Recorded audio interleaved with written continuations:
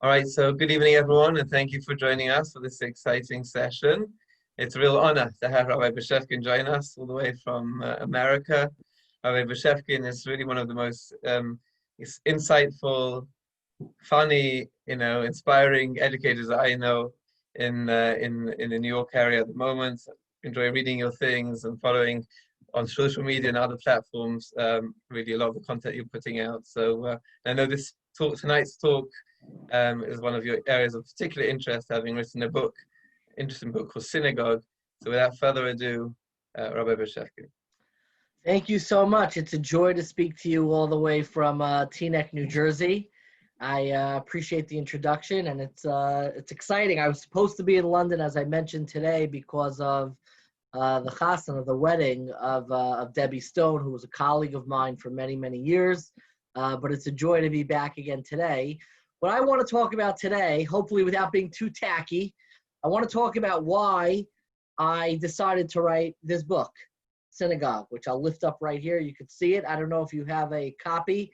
It is called Synagogue, with a terrible groaner of a pun that I've been on a tear on. People have been suggesting what my sequel should be. It's spelled S-I-N, Synagogue, Sin and Failure in Jewish Thought. And people are telling me now that my next book should be called Congregation, con and fraud in Jewish ideas. Someone's saying my next book should just be Synagogue, S-C-I-N-N, and just send out a Cinnabon, a good nice cinnamon Danish, and send that out to everybody. But aside from the title, which is actually quite important, because the suffix agog means to grow or to lead. And what the book is about, and what I think is missing in many of our conversations about Jewish life and Jewish experience, is we don't have an easy time talking about our failures and our difficulties. And I wrote this book entirely backwards. The analogy that I would give is how when I was in 5th grade, when I would start bands. When I was in 5th, probably through 7th grade, I would start a band every week with my group of friends. We would come together, and the first thing we would do is we would pick out a band name and we would pick out a logo. And this was in the angsty 90s. I don't know if that quite hit England, but in 90s in America, early 90s, things were rock and roll, very gritty, a little bit angry, a little bit dark. And we would come up with names for bands. We would come up with, Disturbed Manor, Angry Justice, all of these like gritty rock group names. And we would come up with these beautiful logos. We were all artistic. And I remember we would always look at each other. We'd look around and we'd say, does anybody actually know how to play an instrument? And we'd all kind of shrug, be like, I don't know how to play anything. You know how to play guitar? Nope. Know how to play drums? No siree. But we would start these bands anyways. And I wrote this book in a similar way, that I picked out both the title and the cover photo before I wrote a word. I want to share with you now my screen. You have to make me a co-host. Is that possible? So I could share my screen. I want to share with you the photo that I have on the cover of the book, because I think, if a picture is worth 1,000 words, I think this photo in and of itself is worth the entire idea of what it's about. I went to a friend's, one of these like young couples meals on Shabbos afternoon, and I was, these meals, I don't know what it's like in England, they last forever. You show up, you're there at 12:30, you could be there straight to Mincha, even on a long summer Shabbos. It's 6 o'clock, you're still sitting around. I'm a very impatient person, and what I decided to do is I sulked off to the side and picked up one of the magazines, one of the newspapers that was sitting around, and I was flipping through and I came across this book. It was a book that was a collection of photo essays that is actually extraordinarily difficult to find, and it's called Charedim. Charedim meaning the Haredi ultra-Orthodox society in Israel. There was a secular photographer named Menachem Kahana. No relationship to Rabbi Kahana. He's a secular Israeli who photographs for the Associated Press, for the AP, and he got unprecedented access to the Haredi world. And the pictures in this collection, which is called Charedim, very hard to find online. It's out of print, but you can find his work, are absolutely breathtaking.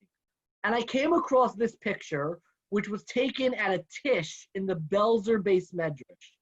And what was really remarkable about this picture and what made it so unusual is that photographers are rarely allowed behind the Rebbe. But if you look behind the Rebbe, Menachem Kahana was allowed this photo, and I looked at this photo and I saw the Jewish community. I saw the struggle of being a part of the Jewish community. If you look, I noticed that there are 4 types of Jews in this photograph. Right seated over here is the Belzer Rebbe in that classic Belzer Beis Medrash, which is this amazing edifice. If you've ever been to Israel, it looks like the third Beis HaMikdash. The third temple has descended from heaven. It's this amazing structure. And the Belzer Rebbe is sitting down in his chair. And right next to the Belzer Rebbe are his 2 shamashim. They're cutting up the challah. And if you ask an insider in the Hasidic world, when they're a young kid, when they want to grow up, they want to be the shamas at the side. Nobody grows up and wants to be the Rebbe. When you're in camp, you don't want to grow up and be the director of the camp. You want to grow up and get the keys to the golf cart. So that's what the shamasim are. Those are the people on the side, the COOs, the number 2s, the people who execute, they put down the challah. And then all the rows on either side, to the left and to the right, flanking the Rebbe and the shamasim, are all of the followers. And we've been in these rooms. We're in one of these rooms now. We have people who are listening, flanking on both sides, participants in any company. There are the company men. They show up to the meetings on time. You have the CEO, the person in charge, the person speaking in the chair. You have the logistics people who set it up. They set up the Zoom link. They let you know when the office is going to reopen. They let you know when things are happening. And these are 3 types of Jews. But what struck me and heartened me so much about this photograph was the 4th type of Jew. If you look underneath the table, there's a little child. And the expression of that child I found extraordinarily haunting, extraordinarily resonant. I don't know that he's sad. I don't know that he's frustrated. But to me, it represents that 4th type of Jew.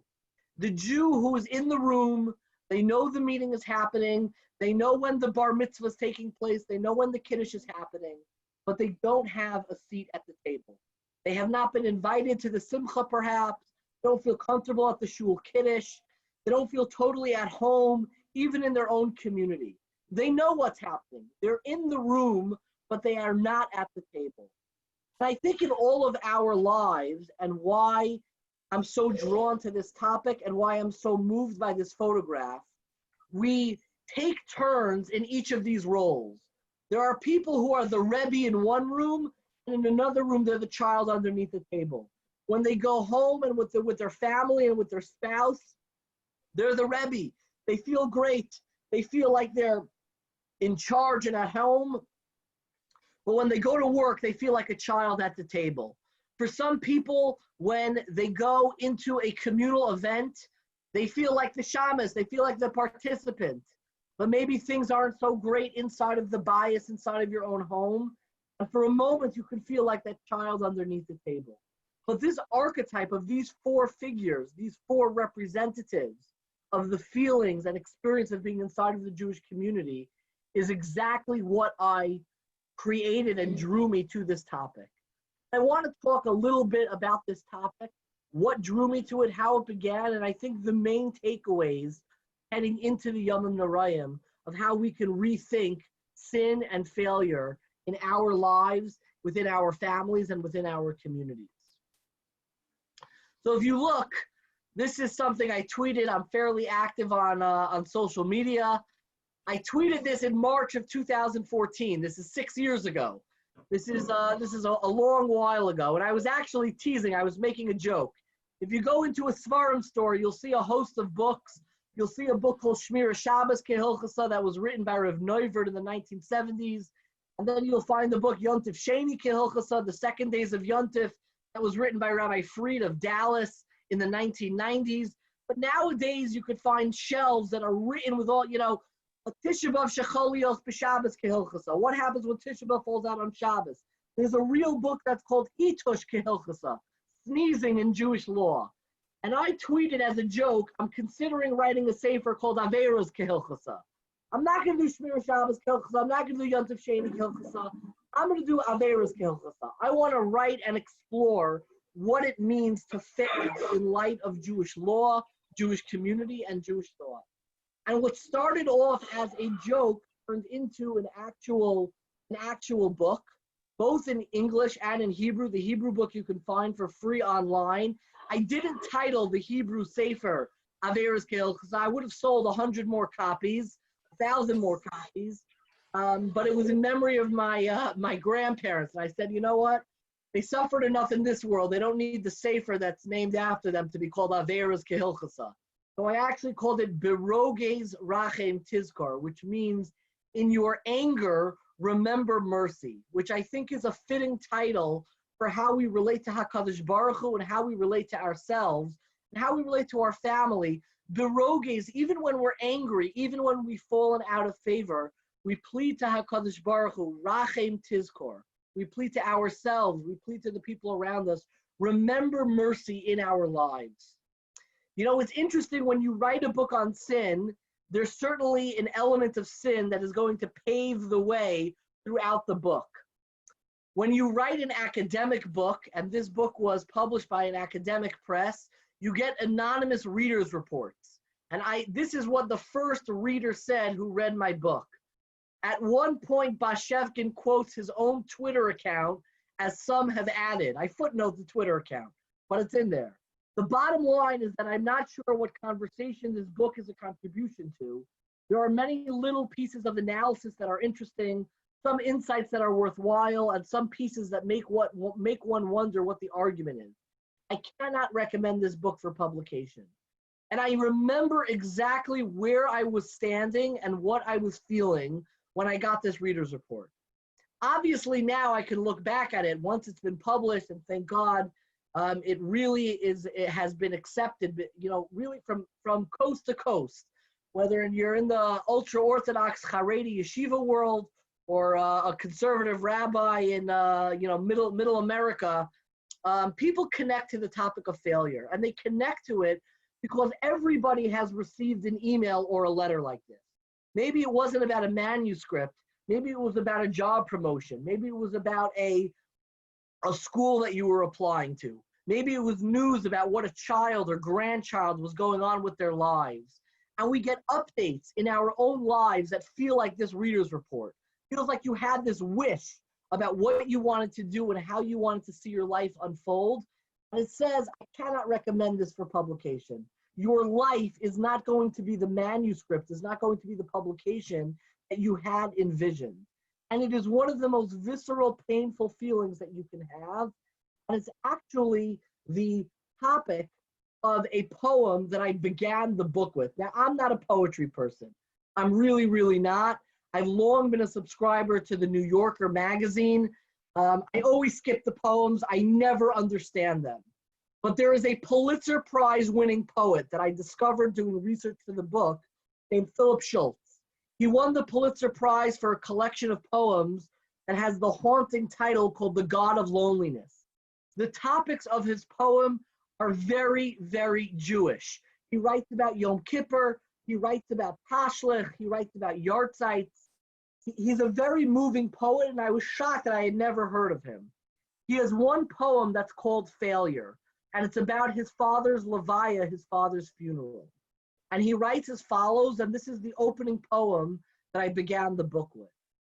To pay for my father's funeral, I borrowed money from people he already owed money to.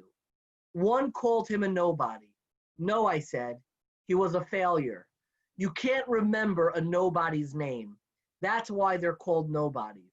Failures are unforgettable. And I've always found this poem moving because I think it is about the binary, the false binary that we feel in our lives, that sometimes we feel like a nobody and sometimes we feel like a failure. And it's learning to understand that there is a difference, that a nobody's name That's why they're called nobodies. You don't remember them. Failures are unforgettable. There's an indelible mark that you can have that everybody has had at some point in their career, at some point in their life, when they got that email that has the bad news. That's the reminder of the unforgettableness, of the resonance, of the redulence, of how much of an imprint those moments make on us. And I bet all of you have moments in your life that you've looked back and you felt that moment in your life where you felt like, this is an unforgettable failure. This is how I feel like I'm going to be remembered. And I think it's moments like that that I wanted to address. It's moments where we feel like we're plucked out of obscurity of that everyday narrative that we have with our lives, and we're immediately feel like we are a failure of sorts.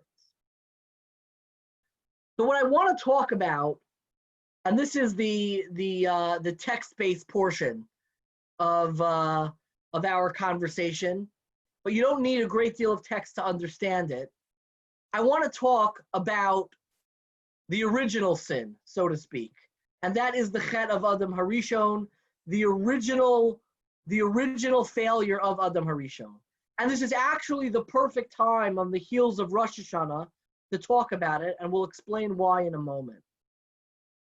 If you open up a Chumash, and you could do it now, you don't have to leave. I'm not reading that much inside. I'm probably not even going to read these psukim inside. The structure of the Chumash in the opening 3 chapters is really fascinating. The first chapter of Chumash begins with Bereshis, begins with God creating the world, and goes through each day of creation, leading up to the beginning of the second chapter of the Chumash, which has Vayichulu Hashemayim Va'aretz V'chol Tzva'am, which is resting for Shabbos.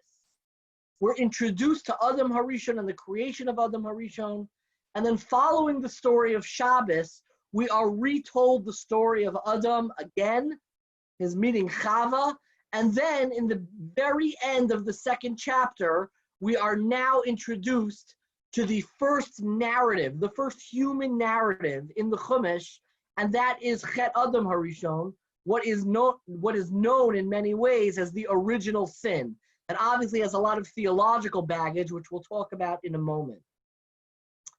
The pasuk, the verse that introduces Chet Adam Harishon, is very simple.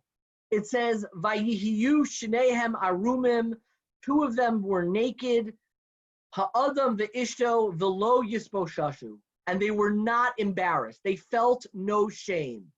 And then we have the story of the Nachash, who is also an Arum, and he comes in and he finally gets them to eat from the Chet Eitz Hadas.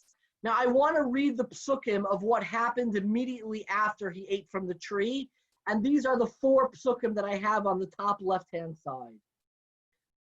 The pasuk says, "Atipakachna einei shnehem," the eyes of both of them were opened up after eating from the tree. Vayedu ki arumim heim, and they knew that they were naked. Vayisperu al ale te'ena, and they sewed the leaves of a fig tree. Vayasu lahem chagores, and they made themselves clothing. They weren't naked anymore. Vayishmu as kol Hashem mishalech begun. They have this vision of God walking through the garden. And it says, Vayischabe ha'adam, and Adam Harishon hid. He heard God rustling through, and he hid in the garden. He didn't want God to see him and to find him, right? And he hid before God. And then in the 3rd verse, it says, Vayikra Hashem Elokim el ha'adam, Vayomer lo ayeka. God calls out to him and says, where are you? Vayomer es kolach shamati bagan ve'ira ki aram anochi ve'echa bad. I realized I was naked. I heard the sound of you, of God going through the garden, and I hid because I realized I was naked. Now, there are 1,000 questions that you can ask on this opening narrative. And I'm a little scared via Zoom to open up the floor for questions. I don't know if that's what anybody signed up for.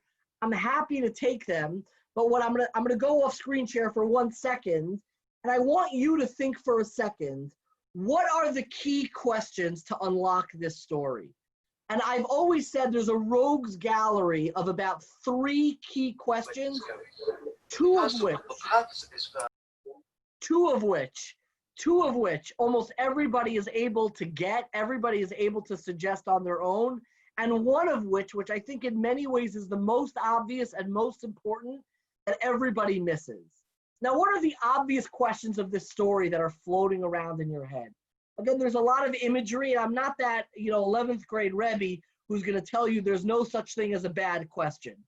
There's such a thing as a productive question and an unproductive question. So what are the most productive questions that you could ask that unlock the key of this story? So you could put it in the chat, or you could say it. I'm happy to take people's suggestions. But there's no need to participate. I'm happy to say it. I don't know. Do you have a suggestion? Yeah, I'm happy to say a couple if that's okay. I mean, I think the first question to my mind is, what was the real sin that's going on here? I think the second question to my mind is, what was their understanding of God if they felt you could hide or somehow hide yourself? If it was just the two of them, why did they care whether or not they were naked or not?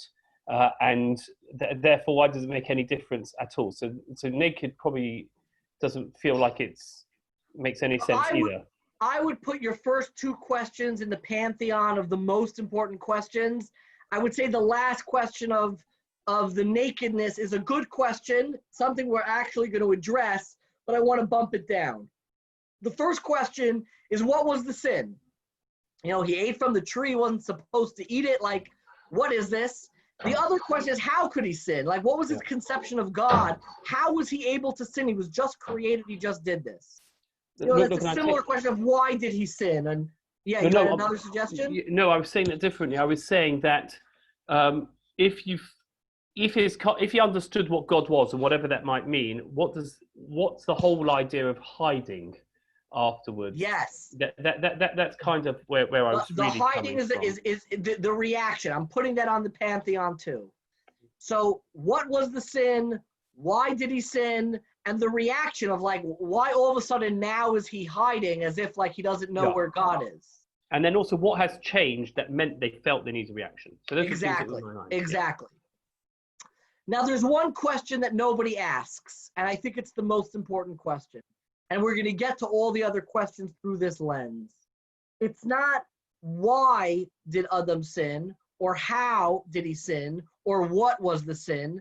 I think the question that unlocks this is, when did he sin? When is this story taking place? If you open up a chumash and you put aside everything that you've learned or you figured or you've assumed from your teachers and from your Rabbi, and put that aside for a moment, open up a chumash and ask yourself, when does the chumash want me to think this is taking place? When is this happening? When is this story taking place? And it's a real thought question, because you don't have to read a lot of chumash to understand it, and it's a very conflicting question, meaning you could dismiss it, you say, who cares when it happened? But I'm going to show you in a moment that I think that's the most important question. If you open up a chumash, there is no question, and you read through the first, second, and third chapter in which this appears, there is no question that the chumash wants us to think that this is taking place at some point on Sunday or Motzi Shabbos. This is taking place after creation. This is taking place after the creation story. We had the 6 days of creation, we had Vayichulu, we had Shabbos, and now we're opening up with a new story of Adam Harishon. In fact, I will tell you that in the Christian world and in Christian theology, most texts that are part of the Christian canon date this not just after Shabbos, but years later. Some texts have it 30 years later in the Christian canon. Some texts have it 30 days later. Some texts have it, like 1,000 years later, in some mystical sense of time. The Torah approach is extraordinarily different. The Gemara in Sanhedrin, on Daf Lamed Vav Amud Aleph, I believe, and you can look it up, explicitly dates this story, and this is our tradition that we have, that the story of Chet Adam Harishon took place the day he was created on Friday, which means a few important things for us. Number one, and most importantly, when we think about Sheshes Yemei Bereshis, when we think about the creation story, and we close our eyes and we go back to those posters that we had as children, where every day has a different picture.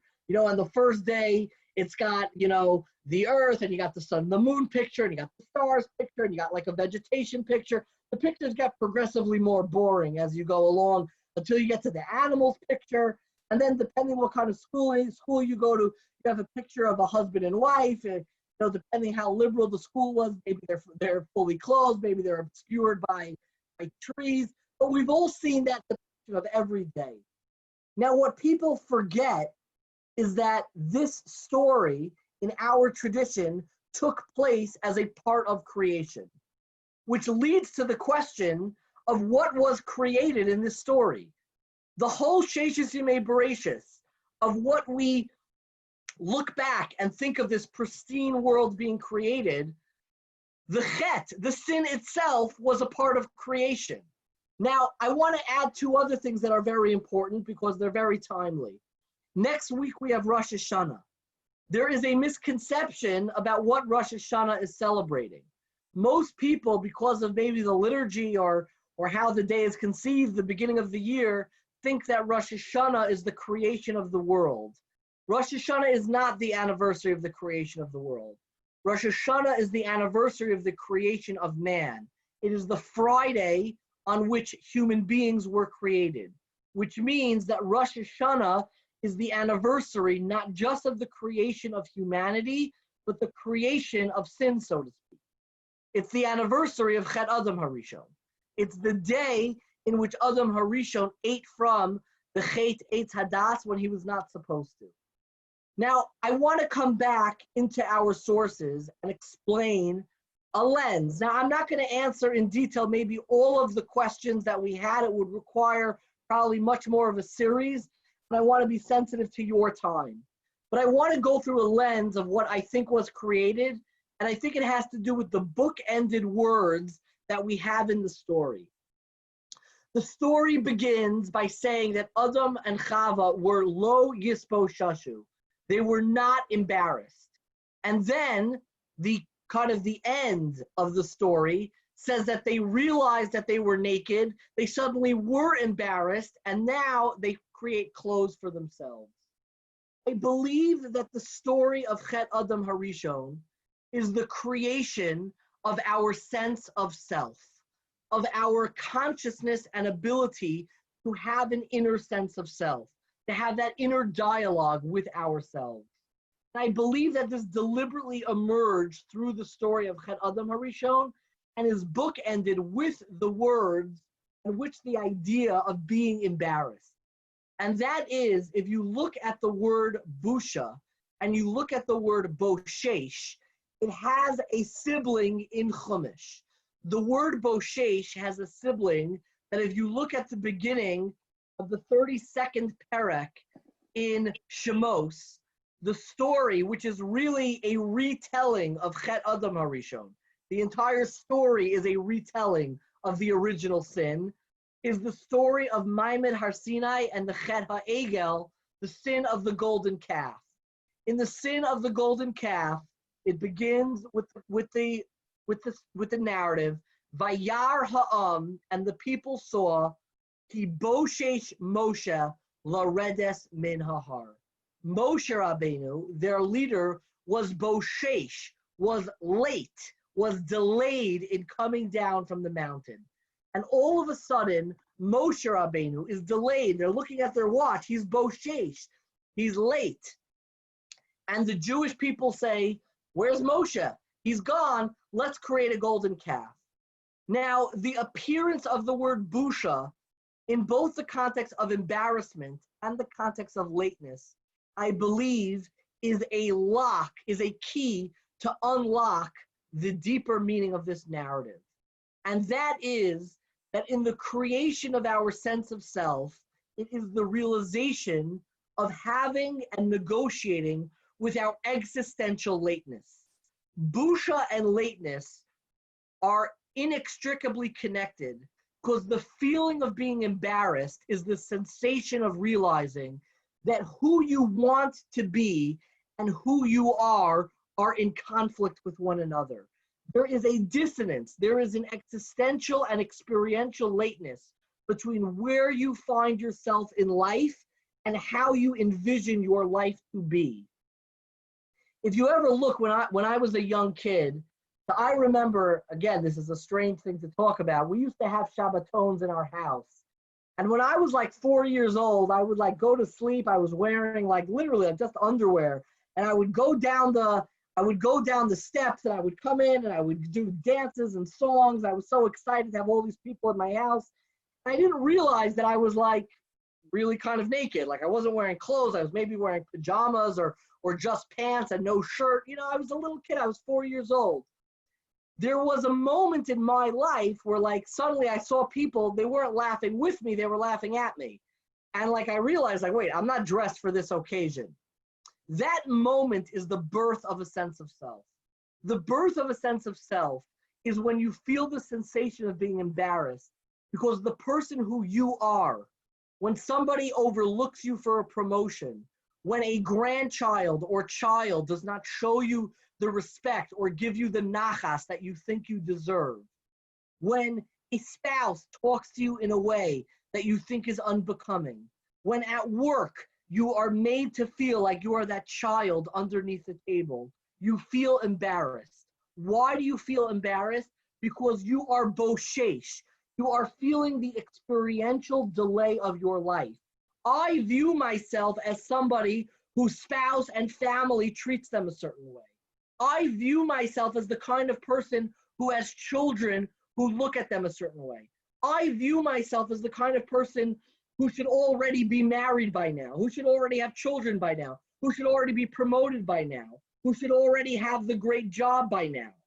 And all of a sudden, we get these letters and experiences that make us feel like that child underneath the table and make us feel boshesh. We feel experientially delayed.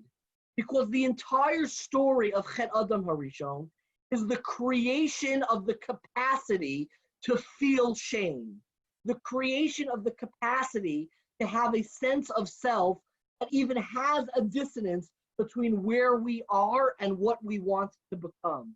Because what is more human than negotiating between life as it is and life as we want it to be? It is the founding story of the creation of mankind, and the creation of sin itself is the capacity to experience busha. And busha for us is very difficult. And we daven for lives that don't give us busha, for lives that don't give us this sensation. But this sensation, in fact, is very instructive. It's instructive because it tells us about ourselves and how we view ourselves and where we are. And what I would tell you is that the message of Chet Adam Harishon being a part of Maaseh Bereshis is exactly this idea.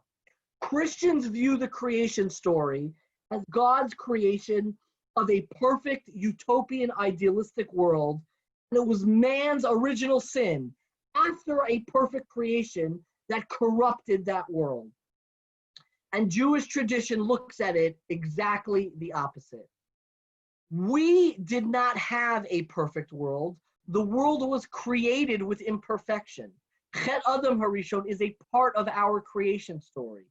And it is man's job, and it is the very act of creation of humanity that has the responsibility to restore perfection. There's an amazing book called The Influence of Mysticism on the Scientific Revolution that was published by Alison Couder. The book costs about $300, so I'm not recommending it. It costs a fortune. Alison Couder, she writes a lot about mysticism.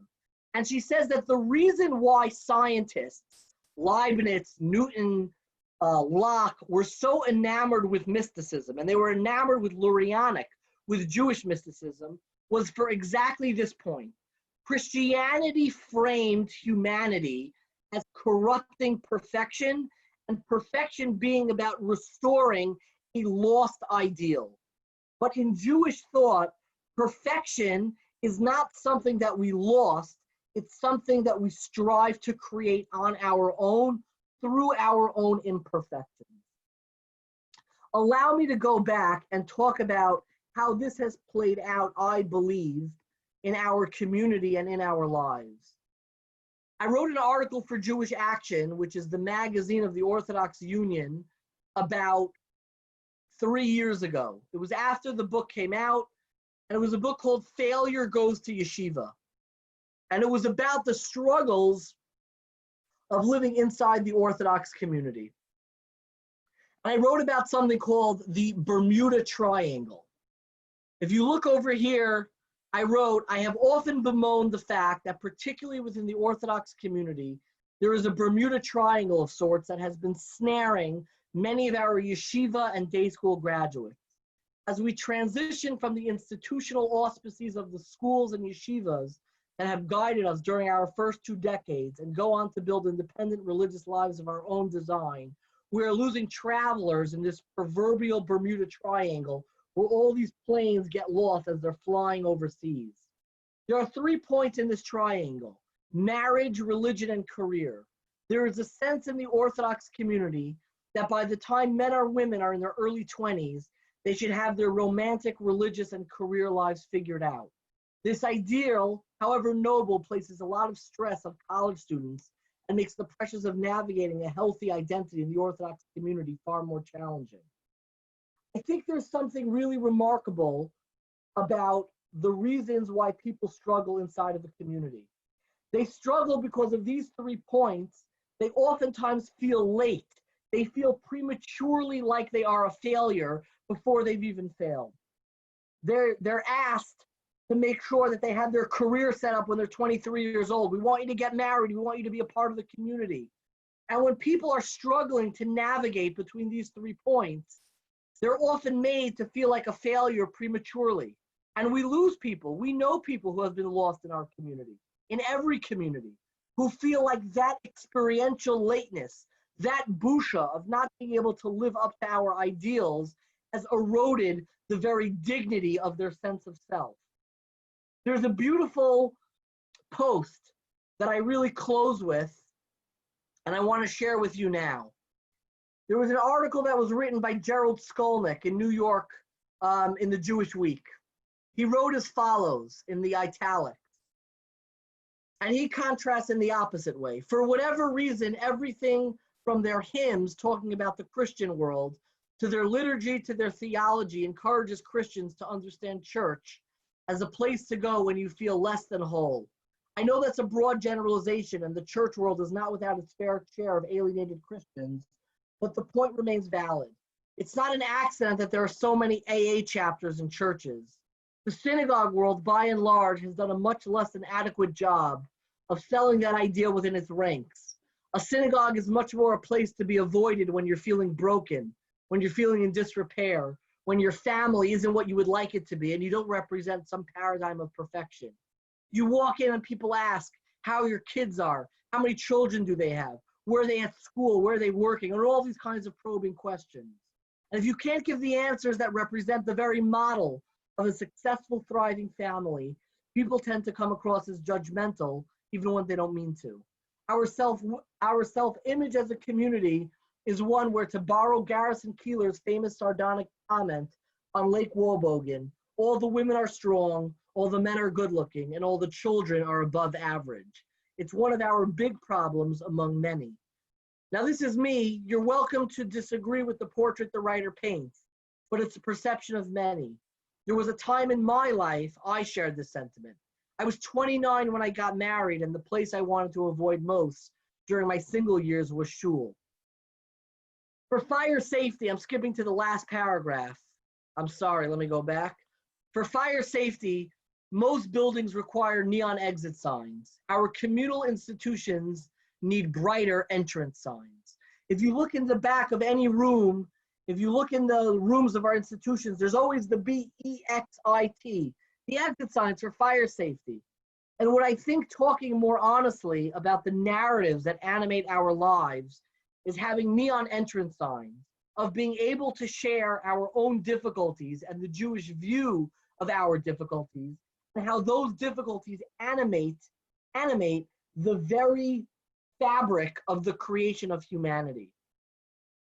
Now, I think when we talk about narratives, and I'm going to wrap up in 5 minutes. When I think about the narratives of our lives, I think that we're able to tell different stories. There's a wonderful article that was published in the New York Times many years ago by Bruce Feller that I constantly quote, called The Story of Our Lives. You can look it up. It was printed in the New York Times. Again, The Story of Our Lives, which talks about the different narratives that families tell. Some families tell these ascending narratives. They came and established themselves. They had nothing, and now they have this life of opulence. And there's some people whose lives have a descending narrative. Once upon a time, I was committed. I went to shul. I was very wealthy. I had a great job. And then things started to spiral, and here we are now. But the narrative that leads to the greatest sense of resilience, the narrative that creates, so to speak, the neon entrance signs, is what's called the oscillating narrative. The narrative that goes up and downs and winds. And I believe that that's an important part of what we celebrate in our community and how we think and share the narrative of our lives. If you look, and I'll read this for you, our narratives, both personal and religious, have become warped. We think of success as a sequential line that over the course of time points upwards. Instead, success in any endeavor is a winding, meandering journey with many false starts, unfulfilled promises, and public failures. The distinction between the straight sequential narratives we tell and those more winding and twisted stories we actually live are reflected in the Hebrew words for song. Throughout Psalms and Tehillim, the words shir and mizmor frequently appear as synonyms for hymns. What's the difference between a shir and a mizmor? Shir shares the same roots as the word shura, the Hebrew word for straight line. Shira are our songs of appreciation for those sequential moments of accomplishment in our lives, as well as prayers that the trajectory of our life should proceed accordingly. The root of the word mizmor is zemer, the Hebrew word for a vine, a zimra. During moments of setback and failure, mizmor is a reminder that they loop, they twist and curve. It's a reminder that those moments are part of our song as well. Life surely will be comprised of lines and vines, the moments of shir and mizmor. Both, however, need to be sung. And I think over the past 6 months, if there's any feeling that I think we all share collectively, it's the fact that all of our lives have been a part of this oscillating narrative. We've all been handed circumstances and situations that we seem simply unplanned for. But there is a comfort of sorts to be able to talk about it and have this together. And as we enter into Rosh Hashanah, I think what's so important is to remember what we're celebrating. Rosh Hashanah as the anniversary of the creation of humanity, as the creation of that ability, the capacity to experience busha and also to confront our busha. Instead of ignoring the things, the circumstances, the letters, the statements that give us that feeling of existential lateness, whatever point on that Bermuda Triangle it must be, I think Rosh Hashanah is a time where even though we feel like we're underneath the table at times, we look around and we collectively stand up. We collectively get up, as the Chazan does before Shochenad. We collectively get up together and we sing not just the shir, but also those mizmor moments, those oscillating narratives that twist and turn, that together, even though we fail, we can still fail better. So thank you so much. I'm happy to stick around if anybody has questions or ideas to share. But it's really a privilege to share together Torah ideas before Yamim Norayim. So thank you all so much. It really means a great deal. Thank you so much, Rabbi Bashevkin, for that. Does anyone have any questions they want to ask? I had a quick question, if I could kick off, if that's okay. I think that's quite interesting, and I'm sure what you say resonated in terms of, sorry, I enjoyed the whole thing, but I'm going to zero on something that really just triggered the thought about shuls not being hospitable places if you are not part of the the narrative, I think, as you described it, the positive narrative. What can let us change from that sort of thing? Because often what it is, what you've described is the conversations around the Kiddush, where you just have general conversations. I just tweeted about that yesterday. There was on Twitter is where I share most of my Narishkeit. I tweet under D-Bash Ideas. And before you check it out, just know it's total Narishkeit. It's not where I share my serious stuff, but there was this picture of Trump walking away, meandering away from reporters, and I captioned it, "Me avoiding conversation at the Kiddush." You know, you like back away when they start asking those probing questions. Look, I think that this is an inherent part of community, and it's a good part. The goal is not to avoid busha. The goal is to listen to busha. The goal is for individuals to have a vulnerable and honest conversation with themselves and maybe their family about why certain things make them feel that experiential lateness and that inadequacy. I don't think we should live our lives trying to avoid it. I do think we need to create communities and build friendships that support those feelings, but I don't know that, you know, short of these institutional guidelines, it's never going to be solved on an institutional level. It's going to be solved on an individual level with individuals and friendships and families making a commitment to thinking about the frailty and vulnerability of what it means to be human and what it means to be a person. And I think anybody who's gone through something like this, and I certainly have, and I believe everybody has, at some point in that Bermuda Triangle, you have things that embarrass you. And your ability to listen to those moments instead of distracting and walking away at the Kiddush and using them as a guide and having those honest, real conversations with friends and family is the most instructive way to almost recreate your sense of self. So that is the founding story of the creation of humanity. Okay, thank you. Okay, really a joy. I hope we'll get a chance at some point. It's been a long dream of mine to come to London. I've never been there. Chatasini Mazkir Hayom. I'm klopping al chet prematurely. But it was really a pleasure and a privilege to share Torah with you. And please find me, reach out. I'm not a hard person to get a hold of. And thank you all so much for sharing and connecting today. Thank you for joining us, and thank you for that. And yeah, we look forward, please God, one day to welcoming you to London. Okay, Thanks very much, Rabbi Bashevkin. Yeah.